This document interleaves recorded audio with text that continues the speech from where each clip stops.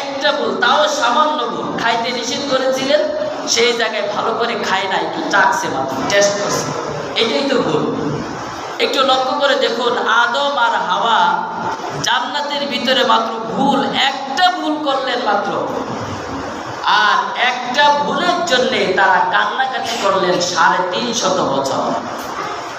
ভুল করলেন কয়টা? একটা। আওয়াজ করে বলেন, ভুল কয়টা করলেন?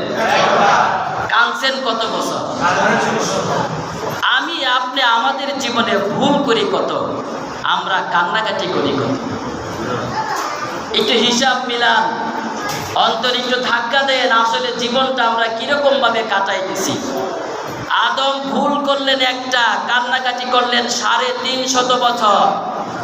বলা হয়েছে একটা ভুলের কারণে 350 বছর আদম মাথা উঠায় আসমানের দিকে তাকান নাই, লজ্জায় তাকান নাই, যে কিভাবে সেই চেহারা আমি আসমানের দিকে দেখাবো, আমি তো ভুল করে ফেলেছি।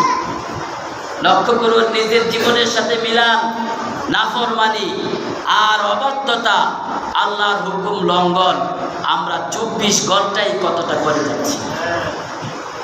24 ঘন্টায় আমাদের দিয়া আমাদের মাধ্যমে কত নাফরমানি হচ্ছে, কত মানুষকে ঠকাচ্ছি, কত জায়গায় মিথ্যা বলছি, কত জায়গায় প্রতারণা করছি, কত মানুষের সম্পদ অন্যায়ভাবে লুণ্ঠন করছি, দখল করছি।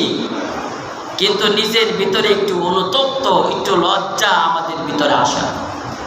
বরং যারা অপরাধ করে তারা আরো বড় গলায় বুক ফুলাইয়া চলে, তারা আরো সাহস দেখায় বেশি। হ্যাঁ বন্ধুরা আমার, ঘটনা শুধুমাত্র ঘটনার জন্যে কোরআনে উল্লেখ করা হয় নাই। কোরআনে উল্লেখ করা হয়েছে ঘটনা থেকে শিক্ষা নেওয়ার জন্যে।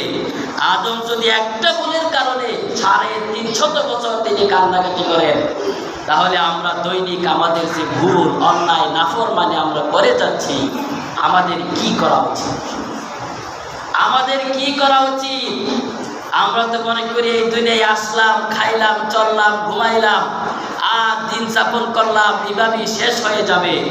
ও ভাই, এই জিন্দিগি না, এটাই শেষ না। জিন্দিগি তো শুরু হবে যখন শরীরে কাফনের কাপড় লাগবে।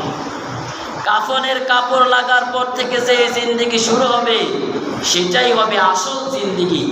এই জন্য সর্বশেষ কথা হলো, আদম তওবা করেছেন গুনাহ থেকে বাঁচার জন্য। গুনাহ থেকে আমাদেরও তওবা করা উচিত, আমাদেরও তওবা করে গুনাহ থেকে ফিরে আসা উচিত, দ্বীনের পথে আসা উচিত।